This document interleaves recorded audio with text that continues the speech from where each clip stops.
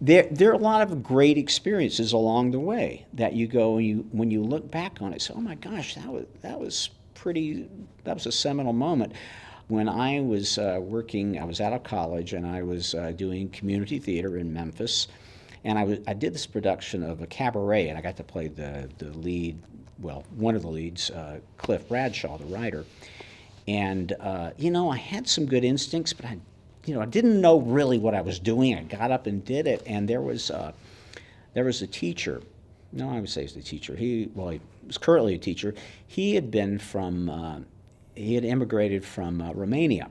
He actually worked with the Department of Culture there, and I'm sure, immigrate or fled the country at one point. And I had actually visited the country, and so I'd taken some Romanian lessons from him. And he called me after I was in the process of doing this. I was kind of undecided about what I wanted to do with my life. I was studying to take the LSAT because I thought, well, law school is what I'm going to do. I was working as a social worker in the criminal courts, and I thought, well, this is what I want to do. But I was spending all this time acting.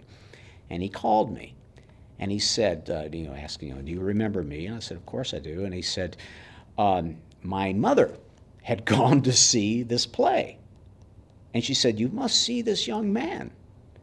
And so he went to see it, and he realized it was me, and he called me out of the blue, and it was just those words. He said, you have talent. He said, you need training, but you have talent. And that was one of the first times I heard somebody who I really respected say, if you want to do this, you can, but you're going to need to, go to school. You need to get training.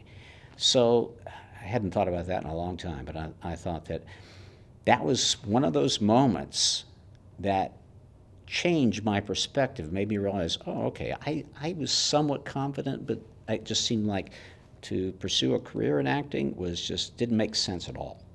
I mean, I have an older brother that's a doctor, one is an architect. Here I was going to be an actor. Oh my God. But it was something that I realized, okay, I knew in my heart, I said, this is really what I want to do.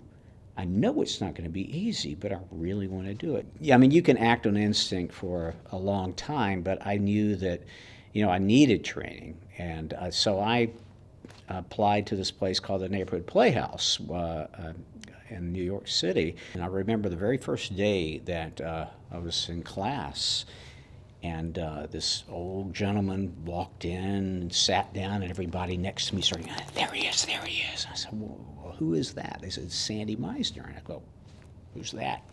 Not knowing, it's amazing to me now how little I knew. And I went, oh, okay. And went through the entire program, 2 years, and it was, I look back on it now, that was a really special time. I had a number of classmates before and after me went on and became, recognizable names.